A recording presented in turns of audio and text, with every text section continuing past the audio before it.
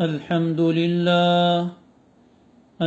لله وكفى وسلام على عباده الذين اصطفى أما بعد فأعوذ بالله من الشيطان الرجيم بسم الله الرحمن الرحيم وَإِذَا قُرِئَ الْقُرْآنُ فَاسْتَمِعُوا لَهُ وَأَنصِتُوا لَعَلَّكُمْ تُرْحَمُونَ وقال الله تبارك وتعالى الذين آتيناهم الكتاب يتلونه حق تلاوته أولئك يؤمنون به ومن يكفر به فأولئك هم الخاسرون وقال الله تبارك وتعالى وأمرت أن أكون من المسلمين وأن أتلو القرآن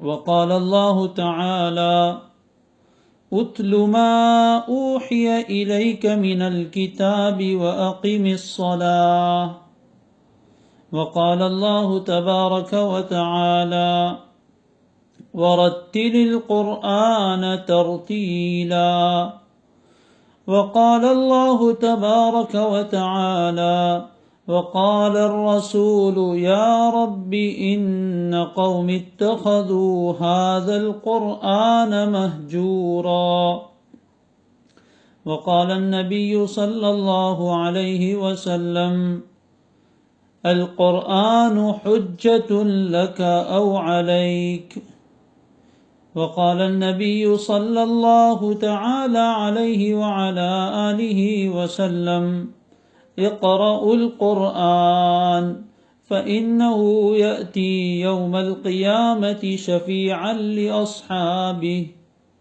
وقال عليه الصلاة والسلام من قرأ حرفا من كتاب الله فله به حسنة والحسنة بعشر أمثالها ولا أقول ألف لام ميم حرف بل ألف حرف ولام حرف وميم حرف أو كما قال عليه الصلاة والسلام اللهم صل على سيدنا محمد وعلى آل سيدنا محمد وبارك وسلم اللهم صل وسلم وبارك على سيدنا وحبيبنا وشفيعنا محمد وعلى آله وأصحابه وأتباعه وأزواجه وذرياته أجمعين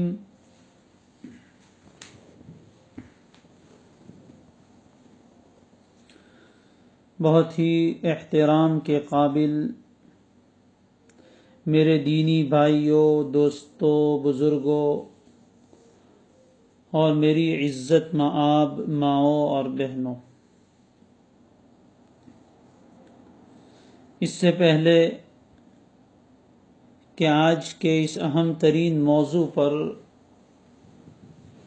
کچھ کہنے اور سننے کا سلسلہ شروع ہو، اس سے پہلے میں بھی اپنی نیت صحیح کر لوں، آپ بھی اپنی نیت صحیح کر لیں کہ جو بات سنیں گے، کہیں گے، انشاءاللہ اس کو اپنے دل میں اتارنا ہے، اس کو اپنی زندگی میں لانا ہے۔ صرف سننے کے لیے نہیں سننا، بلکہ عمل کرنے کے لیے سننا ہے۔ اس کی پکی نیت کر لے، اللہ سے دعا بھی کر لے کہ پیارے اللہ، یہ آپ کے دین کی باتیں ہیں، ہمارے دل میں اسی وقت اترے گی اور عمل کی توفیق اسی وقت ہوگی جب آپ چاہیں گے، آپ اپنا فضل فرمائیں گے تو ہمیں ان پر عمل کی توفیق ہو جائے گی۔ آج ہمارا موضوع اور ٹاپک قرآن مجید کی تلاوت، قرآن مجید جو اللہ تبارک و تعالی کی سب سے مقدس کتاب، سب سے آخری کتاب، سب سے برکت والی کتاب، بے انتہا برکت والی کتاب جو اللہ تعالیٰ نے ہمارے اوپر ہمارے لیے اتاری، اس کتاب کی تلاوت کے بارے میں اور اس کے حقوق کے بارے میں کچھ باتیں کہنے کا ارادہ ہے۔ محترم دوستوں اور بزرگوں، اللہ تبارک و تعالی نے ہمیں ظاہری اور باطنی، دینی اور دنیاوی بے شمار نعمتوں سے نوازا ہے۔ دینی نعمتوں میں جو بہت بڑی بڑی نعمتیں ہیں، ان میں سے ایک بہت بڑی نعمت اللہ تبارک و تعالی کی یہ آخری کتاب قرآن عظیم الشان ہے۔ یقیناً یہ بہت بڑی نعمت ہے، یہ وحی ہے، وحی۔ اسی وحی کے ذریعے سے اللہ کے رسول بنے۔ اسی قرآن مجید کو اللہ کا کلام کہا گیا۔ قرآن مجید اللہ کی کتاب بھی ہے اور اللہ تعالی کا کلام بھی ہے۔ کلام، یہ انسان، کلام کے معنی ہوتے بات کرنا، یہ صفت ہوتی ہے انسان کی، جیسے میں ابھی کلام کر رہا ہوں تو قرآن مجید اللہ تبارک و تعالی کا کلام ہے، اس کی صفت ہے، لہذا اس کا اللہ تعالیٰ کے ساتھ بہت خاص تعلق ہے۔ جس طریقے سے اللہ تعالیٰ اپنی مخلوق میں سب سے بلند و بالا، اسی طرح اس کا کلام تمام کلاموں سے سب سے زیادہ۔ کہا جاتا ہے کہ کلام الملوک ملوک الکلام، بادشاہوں کا جو کلام ہوتا ہے وہ کلاموں کا بادشاہ ہوتا ہے۔ تو اللہ تبارک و تعالیٰ تو شہنشاہ اعظم ہے، مالک الملک ہے، احکم الحاکمین ہے، رب کائنات ہے، لہذا اس کا کلام، یہ دنیا کا کوئی کلام اس کا مقابلہ کر ہی نہیں سکتا۔ کسی اور کلام کے ساتھ اس کا تقابل ہو ہی نہیں سکتا کہ یہ کتاب اور یہ کتاب دونوں میں کوئی تقابل کیا جائے، ایسا ممکن ہی نہیں ہے۔ اللہ تبارک و تعالی نے یہ کتاب ہمیں عطا فرمائی۔ یہ کتاب ہدایت ہے، راستہ دکھانے والی کتاب ہے، رہنمائی کرنے والی کتاب ہے۔ یہ کتاب نور ہے، جس کا ایک ایک حرف، جس کا ایک ایک زبر اور زیر اور جس کا ایک ایک نقطہ اللہ تبارک و تعالی نے نورانیت سے بھر دیا ہے۔ یہ عجیب و غریب اللہ کی نورانی کتاب ہے، سارے اندھیروں کو دور کر دیتی ہے۔ دل میں آنے والے اندھیرے، کفر و شرک کے اندھیرے، معصیت اور گناہوں کے اندھیرے، ضلالت اور جہالت کے اندھیرے، ان تمام اندھیروں کو دور کر کے روشنی دلوں میں کر دیتی ہے، دل میں اجالا کر دیتی ہے، دل کو منور کر دیتی ہے۔ یہ کتاب شفا ہے، اس میں ظاہری اور باطنی ہر بیماری کی شفا اللہ تعالیٰ نے رکھی ہے۔ ھذا کتاب مبارک، یہ کتاب مبارک ہے، برکت والی کتاب ہے، خیر والی کتاب ہے، بھلائی والی کتاب ہے۔ یہ کتاب حکمت ہے، حکمت کی باتیں، دانائی کی باتیں، عقل مندی کی باتیں، عقل کو بڑھانے والی باتیں، عقل کو ٹھیک کرنے والی باتیں اللہ تبارک و تعالی نے اس میں اتاری۔ تلک آیات الکتاب الحکیم، یہ حکمت بھری، دانائی بھری کتاب کی آیتیں ہیں۔ قرآن مجید میں جگہ جگہ اللہ تبارک و تعالی فرماتے ہیں۔ اللہ تعالی ہمیں اس کتاب کی عظمت عطا فرمائے، اس کتاب کا مقام اور مرتبہ سمجھنے کی اللہ ہمیں توفیق عطا فرمائے۔ اللہ کی قسم، یہ اتنی عظیم کتاب ہے، یہ اللہ تعالیٰ کا اتنا بڑا احسان ہے کہ اس نے ہم جیسے لوگوں کو اتنی عظیم الشان کتاب عطا فرمائی، کتاب ہدایت اور گائیڈ بک عطا فرمائی، جس کی رہنمائی میں، جس کے گائیڈنس میں ہم اپنی منزل تک صحیح پہنچ سکتے ہیں۔ یہ اللہ تعالیٰ کا عجیب احسان ہے ہمارے اوپر کہ اللہ نے ہمیں یہ کتاب عطا فرمائی ہے۔ میرے بھائیوں، بزرگوں اور میری ماں اور بہنوں، سب سے پہلی چیز جو ہونی چاہیے، آج کی اس مجلس کی برکت سے اللہ تعالیٰ ہمارے دلوں میں اس کتاب کی عظمت اتار دے۔ اصل بات یہ ہے کہ آج ہمارے دل اللہ تعالیٰ کی اس عظیم الشان کتاب کی عظمت سے خالی ہو گئے، اس عظیم الشان کتاب کی عظمت سے خالی ہو گئے۔ دنیا کی ہر چیز کی عظمت ہے، قرآن مجید کی عظمت دلوں میں نہیں ہے، قرآن مجید کی محبت دلوں میں نہیں ہے، اس کا نتیجہ یہ ہے کہ آج ہمارا قرآن کے ساتھ رشتہ بہت کمزور ہو گیا ہے، اور بہت سے لوگوں کا اللہ معاف فرمائے بالکل ختم ہو چکا ہے۔ یہ تو ایسی کتاب تھی، اس کو سینے سے لگایا جاتا، اس کو دلوں میں اتارا جاتا، اس کو زندگی میں سجایا جاتا، لیکن ہم نے اس کو صرف دم درود کی کتاب بنا کے رکھ دیا، کسی کا انتقال ہو جائے تو ایصال ثواب کی کتاب بنا کے رکھ دیا، اور گھر کے طاقوں میں اس کو سجا دیا، گرد و غبار کھاتا ہوا اس کو چھوڑ دیا۔ اس کتاب کی عظمت ہمارے دلوں سے نکل گئی، نتیجہ یہ ہوا کہ ہماری اللہ تعالیٰ کی نظروں سے ہم گر گئے۔ اس لیے قرآن مجید اللہ تعالیٰ کا عظیم کلام ہمارے درمیان ہے، اور اس کے حقوق ہیں، قرآن مجید کے بھی ہمارے ذمے حقوق ہیں۔ جس طرح اللہ تعالیٰ کے حق ہے ہمارے اوپر، اللہ کے نبی صلی اللہ علیہ وسلم کے حقوق ہیں امتیوں کے ذمے، اسی طرح اللہ تبارک و تعالیٰ کی عظیم الشان کتاب کے بھی حقوق ہیں ہمارے ذمے۔ چنانچہ اس کے بہت سارے حقوق ہیں، ان میں سے چند حقوق میں بیان کرتا ہوں، اس کو یاد بھی رکھیے اور ان حقوق کو ادا کرنے کی نیت بھی کیجیے، اور آج ہی سے عمل بھی شروع کر دیجیے۔ اس کتاب عظیم الشان کا، اللہ تبارک و تعالیٰ کی اس سب سے عظیم کتاب کا، جس کے مقابلے میں کوئی کتاب کہے جانے کے قابل نہیں، جس کا ایک ایک حرف سچا، اس کتاب کا ہم پر سب سے پہلا حق یہ ہے کہ ہم اس کتاب پر ایمان لائے، ہم اس کتاب پر ایمان لائے، یعنی اس قرآن مجید کو اللہ تبارک و تعالیٰ کی کتاب سمجھے اور اس کا یقین کرے کہ یہ کتاب اللہ تبارک و تعالیٰ نے پوری انسانیت کی ہدایت کے لیے نبی اکرم صلی اللہ علیہ وآلہ وسلم پر جبریل امین کے واسطے سے اتاری۔ اس بات پر ایمان، الحمدللہ ہر مسلمان اس درجے میں تو قرآن مجید پر ایمان رکھتا ہے کہ اللہ کی کتاب ہے، اللہ نے حضرت جبریل کے واسطے سے نبی اکرم صلی اللہ علیہ وسلم پر اتاری۔ اور کیوں اتاری؟ سارے دنیا کے انسانوں کے لیے، قیامت تک آنے والے انسانوں کی ہدایت کے لیے اور رہنمائی کے لیے اس کتاب کو اللہ نے اتارا۔ یہ پہلی بات، پہلا حق، ایمان، قرآن مجید کو اللہ کی کتاب ماننا، نبی صلی اللہ علیہ وسلم پر اتاری گئی اس بات کو ماننا، اور پوری کائنات کے تمام انسانوں کے لیے اتاری گئی ہدایت بنا کر اس بات کو یقین رکھنا، یہ پہلا حق ہے۔ قرآن مجید کا دوسرا حق، اس کی تصدیق کی جائے، اس کو سچا مانا جائے، یعنی قرآن مجید کی ہر بات کو، قرآن مجید کی ہر آیت کو، اس میں بیان کی گئی ہر بات کو سچا مانے، اور اس کے مقابلے میں جتنی چیزیں ہیں ان سب کو غلط سمجھے، یہ قرآن مجید کا دوسرا حق ہے۔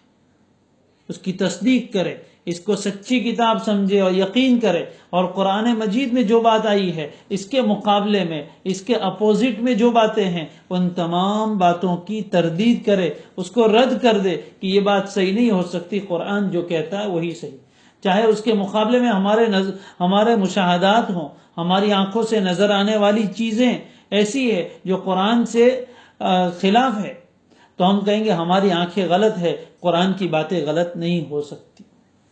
یہ دوسرا حق۔ قرآن مجید کا تیسرا حق یہ ہے کہ اس کے ساتھ محبت کی جائے۔ قرآن مجید کا یہ بھی حق ہے کہ اس کے ساتھ ایک مومن کو محبت ہو، اس کو پیار ہو، قرآن مجید کے ساتھ عشق ہو، یہ قرآن مجید کے ہم شیدائی بن جائے، قرآن کے ساتھ محبت، والہانہ محبت، ظاہراً بھی اور باطناً بھی، اس کی محبت قرآن مجید کے ساتھ ہمیں والہانہ محبت ہو۔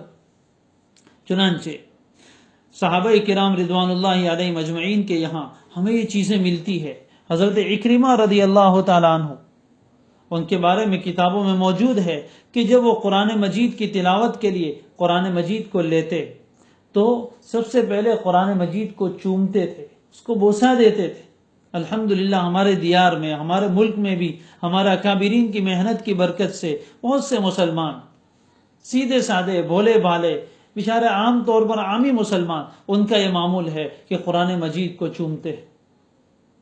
تو یہ صحابہ کا عمل ہے، اور پھر چومنے کے بعد کیا کہتے؟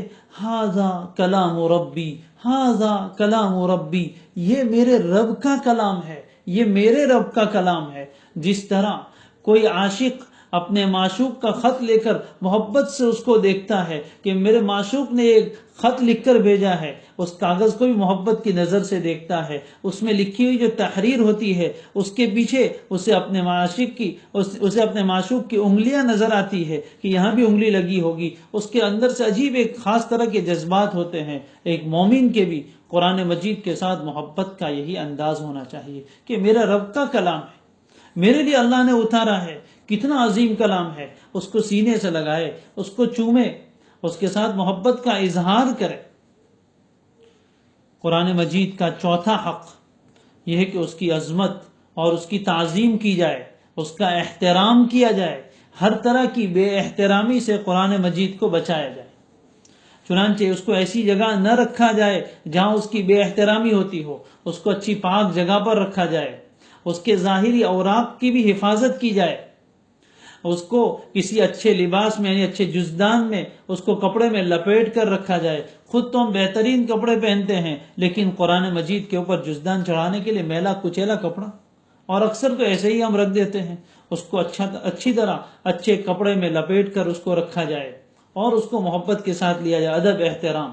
کبھی گھر میں، ہمارے یہاں مسلمانوں کے یہاں یہ بھی ایک بہت بڑا المیہ ہے، تکلیف کی بات ہے کہ چھوٹے چھوٹے بچے مکتب میں پڑھنے جاتے ہیں، وہ قرآن مجید کے اوراق کو پھاڑ دیتے ہیں، کہیں ادھر ادھر پڑے رہتے ہیں، اس کی بڑی بے احترامی ہوتی ہے، اس کا بڑا وبال آتا ہے، اللہ حفاظت فرمائے۔ لہذا اس کی عظمت اور احترام ہونا چاہیے۔ پانچواں حق قرآن مجید کا، جو آج کا ہمارا خاص ٹاپک ہے، وہ ہے تلاوت، کہ صرف محبت کر کے اس کو رکھ نہ دیا جائے، صرف چوما چاٹی کر کے اس کو رکھ نہ دیا جائے، یا اتنا اونچا بھی نہ رکھا جائے کہ پھر کبھی اتارنے بھی نہ آئے، اتنا اونچا بھی نہ رکھا جائے کہ پھر کبھی اتارنے میں ہی نہ آئے۔ اس کو اس طرح رکھا جائے، اونچا رکھنے کا مطلب یہ ہے کہ آدمی کے پیروں میں نہ آئے، اتنی اونچی جگہ پر ہو کہ جہاں سے آسانی سے لے سکے۔ تو اس کا حق، پانچواں حق یہ ہے کہ اس کی تلاوت کی جائے، قرآن مجید کی تلاوت، یہ بہت بڑا حق ہے، یعنی اس کے الفاظ کو پڑھنا۔ اس کے بارے میں آگے انشاءاللہ بات کرتے ہیں۔ چھٹا حق یہ ہے کہ قرآن مجید کو سمجھا جائے، اس کو سمجھنے کی کوشش کی جائے کہ میرا رب مجھ سے کیا کہتا ہے۔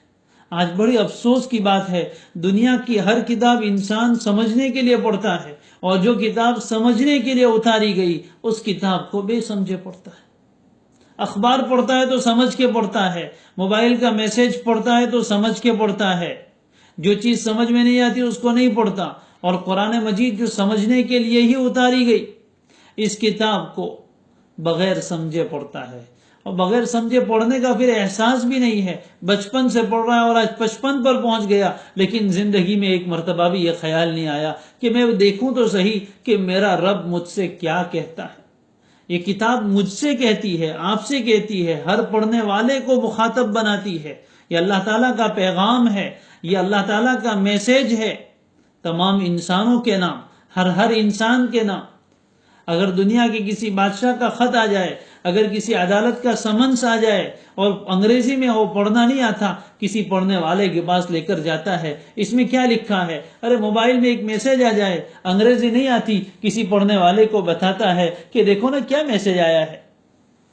ایک موبائل کی کمپنی کا میسج پڑھانے کے لیے تو جاتا ہے، لیکن اتنے بڑے رب کا میسج ہمارے پاس آیا ہے، اس کو کسی عالم سے جا کر نہیں پوچھتا کہ میرا رب مجھ سے کیا کہتا ہے۔ میں اتنے سال سے سورہ فاتحہ پڑھتا ہوں، اس میں اپنے رب سے کیا بات کرتا ہوں، میرے رب نے سورہ اخلاص میں کیا کہا ہے، میرے رب نے سورہ کافرون میں کیا سمجھایا ہے، میرے رب نے الم تر کیف فعل میں کیا کہا ہے، ویل لکل ہمزہ کیا کہتی ہے، سورہ یاسین شریف میں میرے رب نے کیا کیا باتیں اتاری ہے، الرحمن میں میرا رب کیا فرماتا ہے، اس کی توفیق نہیں کہ کسی عالم سے جا کر پوچھے۔ اللہ نے اتنے وسائل آسان کر دیے، گھر میں بیٹھ کر سننے کے آلات موجود ہے، لیکن توفیق نہیں ہے کہ اپنے رب کے کلام کی آیت کو سمجھے۔ انگلینڈ جانے والا ہو، امریکہ جانے والا ہو، انگریزی سیکھتا ہے، فرفڑ بولتا ہے، ان کے لہجے میں بولنا سیکھتا ہے، اور جنت میں جانے کے لیے اللہ کے کلام کو سیکھنے کی توفیق نہیں ہے۔ یہ بے توفیقی کی بات ہے،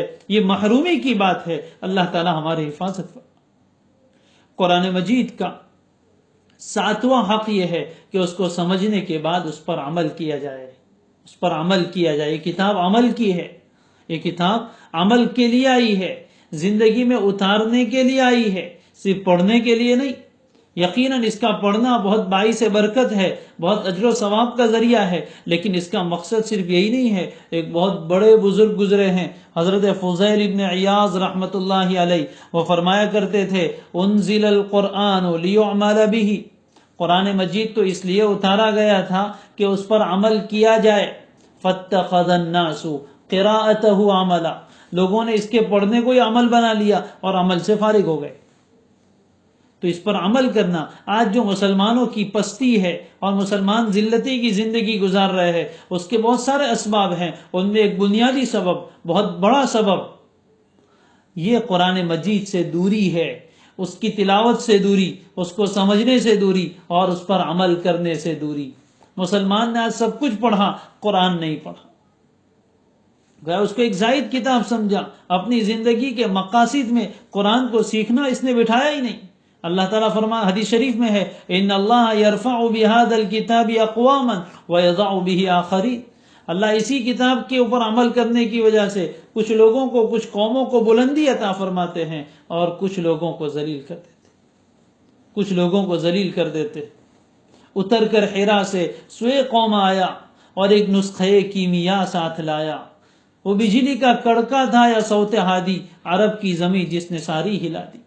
یہ قرآن مجید تھا جس نے صحابہ کی زندگی بدلی، جس نے دنیا میں ایک انقلاب برپا کر دیا۔ یہ قرآن مجید پر عمل کرنا، یہ اس کا 7واں حق ہے۔ 8واں حق قرآن مجید کا یہ ہے کہ اس کی طرف لوگوں کو بلایا جائے، اس کی دعوت دی جائے، لوگوں کو قرآن سنایا جائے، لوگوں کو قرآن سمجھایا جائے۔ یہ قرآن مجید کا بہت بنیادی حق ہے۔ یہ کتاب اسی لیے آئی، اللہ کے نبی صلی اللہ علیہ وسلم جب لوگوں کو دعوت دیتے، یہی قرآن پڑھ کر سناتے تھے۔ قرآن دعوت کی کتاب ہے، زبان سے بھی اس کی دعوت دی جائے، قلم سے بھی اس کی دعوت دی جائے، اپنے عمل سے بھی اس کی دعوت دی جائے، اپنی زندگی سے اس کی دعوت دی جائے۔ یہ قرآن مجید کا 8واں حق ہے۔ اور قرآن مجید کا 9واں حق یہ ہے کہ اس کی نشر و اشاعت کی جائے، اس کو دنیا میں عام کیا جائے، اس کو پھیلایا جائے، اس کے نسخے لوگوں کو دیے جائے، اس کے ترجمے اور تفاسیر لوگوں تک پہنچائی جائے اور اس کو دنیا میں پھیلانے کی محنت کی جائے۔ یہ قرآن مجید کے کچھ حقوق ہیں، اور بھی ہوں گے، اور بھی قرآن مجید کے حقوق ہیں۔ یہ چند حقوق ہیں جو ابھی ذکر کیے گئے۔ یقین اپنے دل کی گہرائی سے سچی نیت کرے کہ ہمیں قرآن مجید کے ان حقوق کو ادا کرنا ہے، قرآن مجید کے ان حقوق کو ادا کرنا ہے۔ یہ بڑے بڑے جو حقوق بیان کیے، اس میں ایک بہت بڑا حق تلاوت ہے۔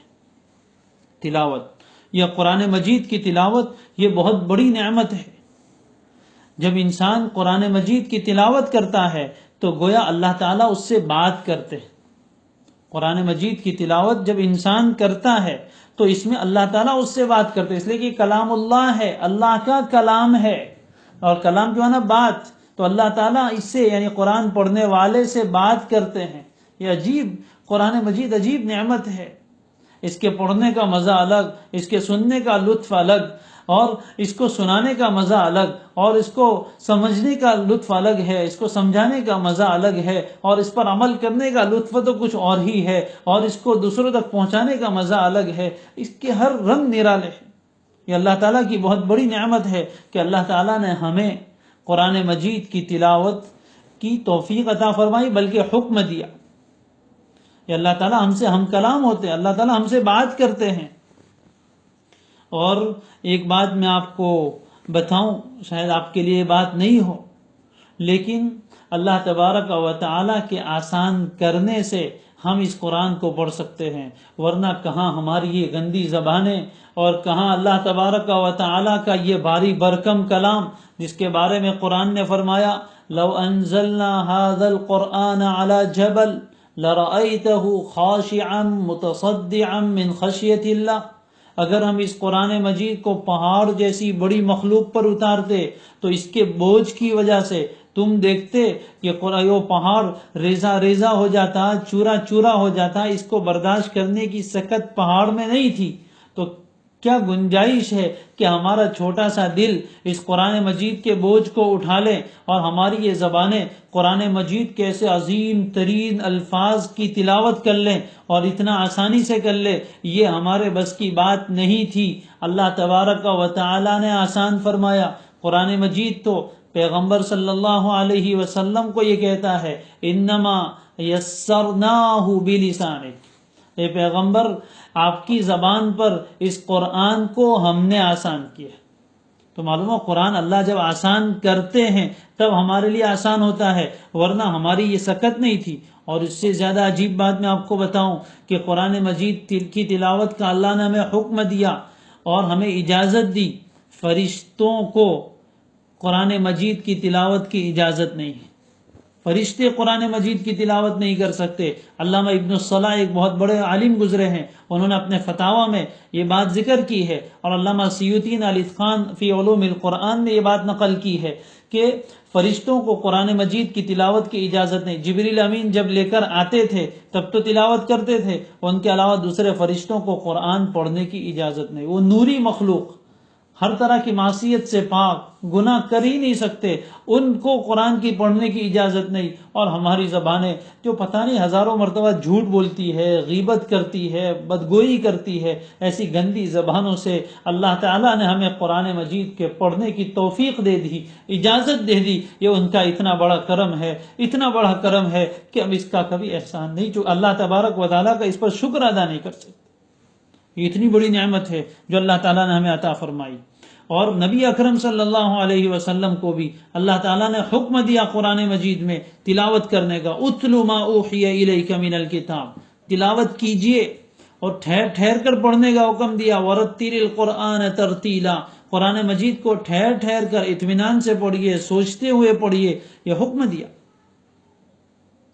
اور نبی اکرم صلی اللہ علیہ وسلم زندگی بھر قرآن مجید کی تلاوت کا اہتمام فرماتے رہے، نمازوں میں بھی پڑھتے تھے، رات کے نفلوں میں پڑھتے تھے، رات رات بھر نماز پڑھتے، پیر مبارک میں ورم آ جاتا، اور نماز کے علاوہ میں بھی قرآن مجید کی تلاوت کرتے، لوگوں کو دعوت میں بھی قرآن مجید سناتے۔ اور یہی حال صحابہ کرام رضوان اللہ علیہم اجمعین کا تھا کہ پہلے دن سے امت مسلمہ نے قرآن مجید کے الفاظ کی حفاظت کا انتظام کیا، اس کو اپنے سینے میں محفوظ کیا اور اپنی زبانوں سے اس کی تلاوت کی، نمازوں میں پڑھتے تھے۔ صحابہ کرام رضوان اللہ علیہم اجمعین کے بارے میں کتابوں میں کثرت سے ملتا ہے کہ ان کی تلاوت کا کیا معمول تھا۔ صحابہ کی تلاوت کا معمول تو یہ تھا کہ کم از کم وہ روزانہ ایک منزل پڑھتے تھے، یعنی 6-7 پارے پڑھنے کا ان کا معمول تھا۔ اور بہت سے صحابہ تو وہ تھے جو پورا قرآن مجید پڑھ لیتے تھے، اور ان کا شوق قرآن مجید پڑھنے کے بارے میں اس کے واقعات کبھی کتابوں میں پڑھیے، فضائل قرآن میں اس کے واقعات پڑھیے۔ حضرت عثمان رضی اللہ تعالیٰ عنہ رات بھر قرآن مجید کی تلاوت کر کے ایک قرآن ختم کرتے تھے اور کہتے تھے لو طہرت قلوبنا ما شبعت بالقرآن، اگر ہمارے دل پاکیزہ ہو جائے تو کبھی بھی قرآن مجید سے وہ سیر نہ ہو، قرآن مجید سے پیٹ نہ بھرے، بلکہ پڑھتے ہی چلے جائے۔ دل جب پاک ہوتا ہے تو پھر قرآن مجید کی تلاوت کی توفیق ہوتی ہے۔ صحابہ کی زندگی کے بے شمار واقعات ہیں، وقت کی قلت کی بنا پر میں اس کو چھوڑتا ہوں۔ تلاوت قرآن مجید اللہ تبارک و تعالیٰ کے قرب کا ذریعہ ہے۔ اللہ کی نزدیکی جتنی قرآن مجید سے ملتی ہے اتنی کسی اور چیز سے نہیں۔ حدیث شریف میں یہ مضمون وضاحت کے ساتھ آیا ہے، اللہ تعالیٰ خود فرماتے ہیں کہ میرے بندے کسی چیز سے میرا اتنا قرب اور نزدیکی حاصل نہیں کر سکتے جتنا کہ وہ اس چیز سے کرتے جو مجھ سے نکلی ہے، اور اللہ سے نکلی ہوئی چیز قرآن مجید ہے۔ تو قرآن مجید کے ذریعے سے جتنا اللہ کا قرب حاصل کیا جا سکتا ہے، اس کی تلاوت سے، اس کی محبت سے، اور اس پر عمل سے، اور اس میں تدبر سے، اس کی تعلیم سے، اتنا کسی اور چیز سے اللہ کا قرب حاصل نہیں ہو سکتا۔ اور اس پر ثواب بے شمار۔ ابھی میں نے حدیث پڑھی تھی شروع میں، نبی اکرم صلی اللہ علیہ وسلم نے ارشاد فرمایا کہ جو آدمی قرآن مجید کا ایک حرف پڑھے اللہ تبارک و تعالی اس کو 10 نیکیاں عطا فرماتے ہیں۔ جو آدمی قرآن مجید کا ایک حرف پڑھے اس کے لیے حسنہ ہے، اور ایک حسنہ 10 نیکی کے برابر ہے۔ اور پھر فرمایا کہ میں یہ نہیں کہتا ہوں کہ الف لام میم یہ پورا ایک حرف ہے، بلکہ الف ایک الگ حرف ہے، لام ایک الگ حرف ہے، میم ایک الگ حرف ہے۔ جو آدمی الف لام میم پڑھتا ہے تو اس کو 30 نیکیاں ملتی۔ اندازہ لگائے اسے بسم اللہ الرحمن الرحیم میں تقریباً 19 حروف ہیں۔ جو آدمی صرف بسم اللہ الرحمن الرحیم پڑھتا ہے 2-3-4 سیکنڈ لگتی ہے، 190 نیکی اس کے اعمال نامے میں۔ اور پھر جتنا اخلاص، جتنی محبت، اتنا ہی ثواب اللہ تعالیٰ اپنے اعتبار سے بڑھاتے ہیں۔ اب کوئی آدمی قرآن مجید کے 2 صفحے پڑھے، اس میں کئی ہزار حروف آ جاتے ہیں، لاکھوں نیکیاں اس کے لیے جمع ہو جاتی ہے، چند منٹ لگتی ہے قرآن مجید کا 1-2 صفحہ پڑھنا ہو۔ عام طور پر لوگ 1-1.5-2 منٹ میں ایک صفحہ آسانی سے پڑھ لیتے ہیں، بس اتنی دیر میں ہزاروں نیکیاں اپنے اعمال نامے میں انسان جمع کر سکتا ہے۔ کتنی بڑی سعادت کی بات ہے جب انسان کو اللہ توفیق دیتے ہیں تو پھر قرآن کی تلاوت اس کثرت سے ہوتی ہے کہ اس کو پوچھیے مت۔ ان کے لیے روزانہ 10 پارے پڑھنا، 20 پارے پڑھنا، اور بعض اللہ کے بندوں کے لیے پورا قرآن روزانہ پڑھنا آسان۔ یہ عجیب چیز ہے، جتنا زیادہ قرآن اور ذکر جتنا زیادہ کیا جاتا ہے اتنی ہی وقت میں گنجائش نکلتی چلی جاتی ہے، وقت میں برکت ہوتی چلی جاتی ہے۔ صحابہ کرام رضوان اللہ علیہم اجمعین اتنا قرآن پڑھتے تھے تو کیا فرصت میں بیٹھے تھے؟ وہ تو اپنے ہاتھ سے اپنی روزی بھی کماتے تھے، محنت مزدوری کرتے تھے، ان کے بیوی بچے بھی تھے، اللہ کے راستے میں جہاد کے لیے بھی جاتے تھے، سارے کام کرتے تھے، اس کے ساتھ قرآن مجید کی اتنی تلاوت کر لیتے تھے۔ وہ ہم سے بہت زیادہ مصروف اور مشغول تھے، لیکن اللہ کی توفیق تھی جب اللہ تعالیٰ کسی کو، تو امام ابو حنیفہ رحمہ اللہ کے بارے میں اور دیگر ہمارے بڑے ائمہ کے بارے میں ہے، وہ دین کا بھی اتنا کام کر گئے اور اس کے ساتھ قرآن مجید کی تلاوت بھی کثرت سے۔ ہاں، لیکن جب قرآن مجید روٹھ جاتا ہے، جب قرآن مجید ناراض ہو جاتا ہے تو اس کی ایک آیت پڑھنا بھی انسان کے لیے بڑا مشکل ہو جاتا ہے۔ اس کی ایک آیت پڑھنا بھی مشکل ہو جاتا ہے۔ یہ شاہی کتاب ہے، یہ کوئی معمولی کتاب نہیں ہے، یہ شاہی کتاب ہے، یہ بادشاہ اللہ تبارک و تعالیٰ کی طرف سے اتاری گئی ہے، اس کے ناز ہے، اس کے ناز ہے، اس کے اپنے اطوار ہے۔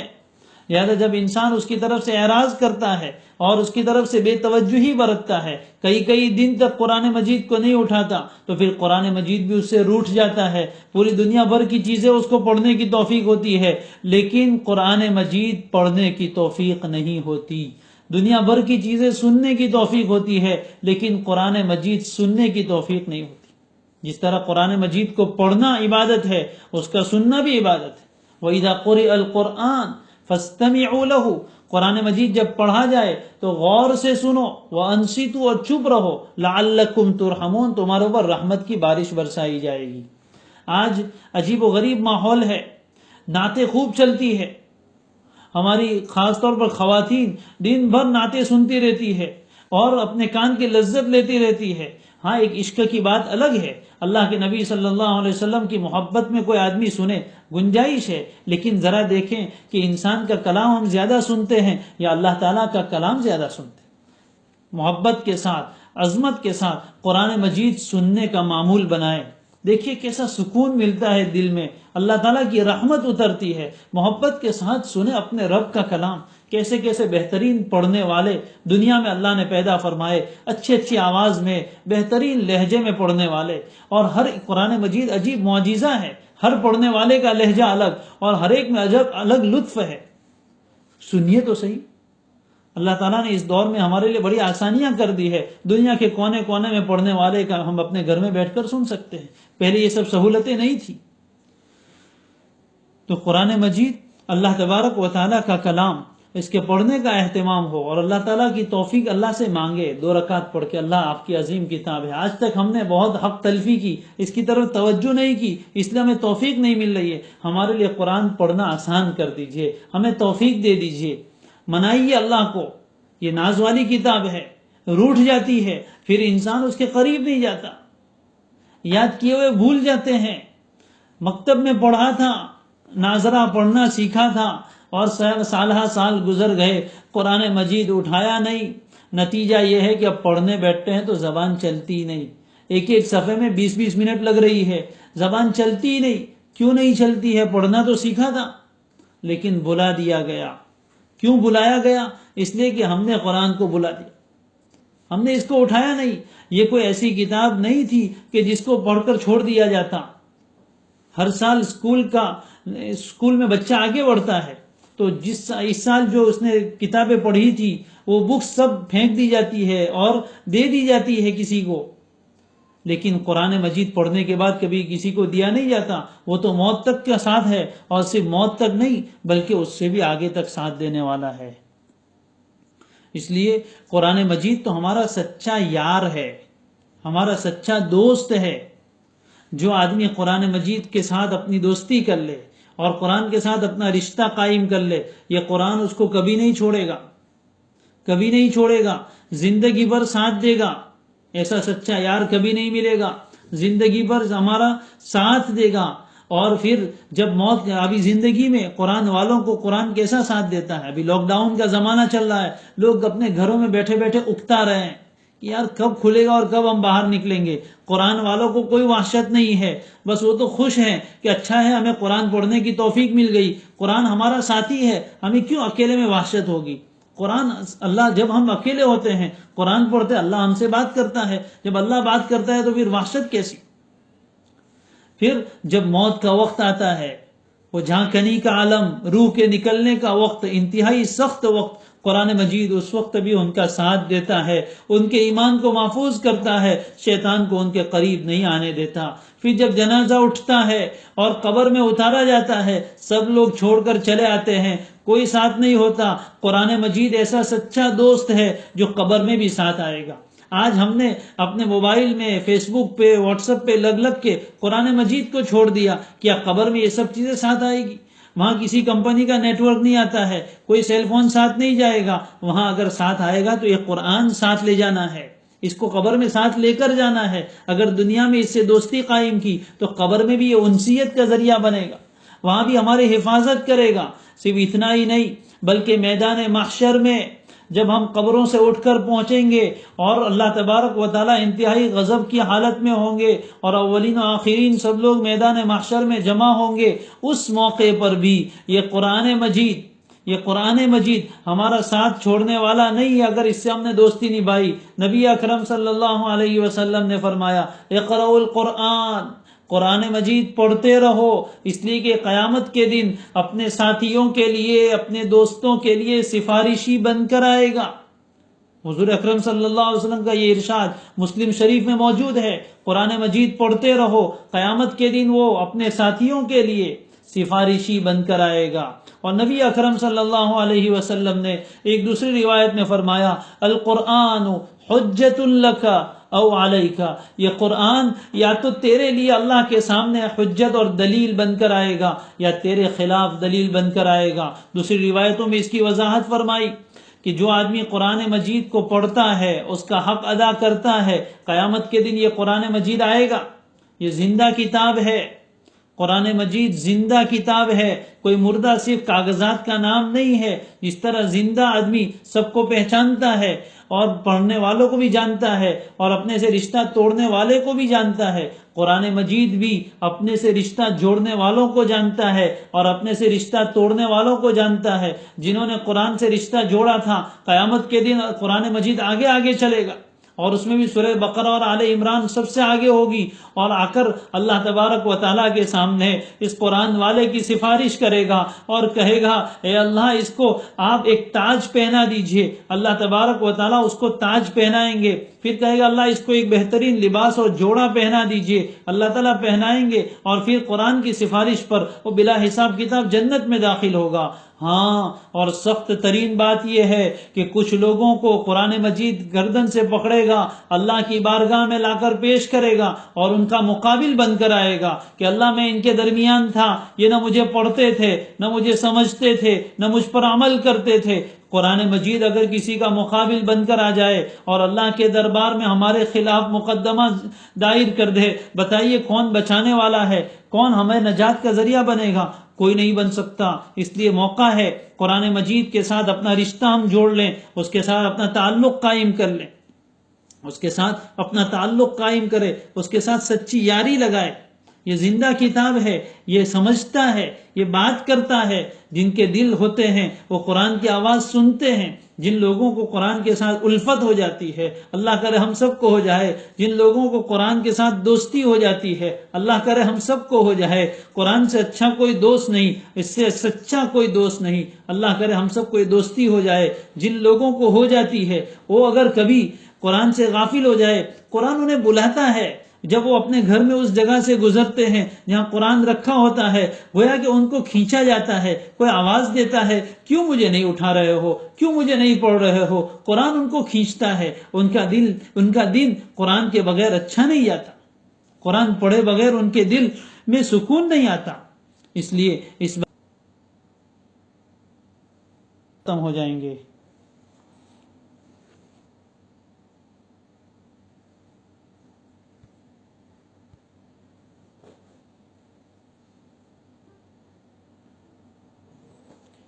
اگر 10 پارے کی تلاوت ہو تو پورے قرآن رمضان میں 10 پارے کی تلاوت، 10 قرآن مجید ختم ہوں گے. اگر دوسرا درجہ یہ ہے کہ 3 پارے کی تلاوت ہو روزانہ تو پورے رمضان میں 3 قرآن ختم ہوں گے. اور تیسرا درجہ یہ ہے کہ روزانہ 1 پارے کی تلاوت ہو تو انشاءاللہ پورے رمضان میں 1 قرآن مجید تو کم از کم درجہ یہ ہے کہ ایک قرآن ختم کرے. لیکن یہ بہت کم درجہ ہے.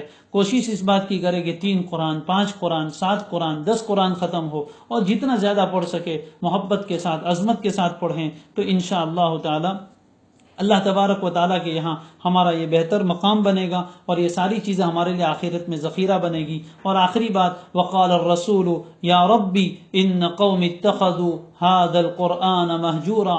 قیامت کے دن رسول شکایت کریں گے کہ اے اللہ، اے میرے رب، میری اس قوم نے قرآن کو پس پشت ڈال دیا تھا، قرآن کو پیچھے چھوڑ دیا تھا. کہیں ایسا نہ ہو کہ اس شکایت میں ہم لوگ بھی داخل ہو جائے. اگر رسول نے ہمارے خلاف شکایت کر دی تو ہم کیا منہ دکھائیں گے کسی کو. اس لیے نیت کرے، پکا ارادہ کرے کہ اس رمضان میں اگر قرآن پڑھنا نہیں آتا تو سیکھنا ہے، آتا ہے تو پڑھنا ہے، کم پڑھتے ہیں تو زیادہ پڑھنا ہے. اور زندگی بھر کے لیے یہ معمول اپنی زندگی میں طے کر لیں کہ انشاءاللہ ہماری زندگی کا کوئی دن ایسا نہیں ہوگا جس میں ہم قرآن مجید کی تلاوت نہ کریں. اللہ تعالی ہم سب کو اس کی توفیق عطا فرمائے. وآخر دعوانا ان الحمدللہ.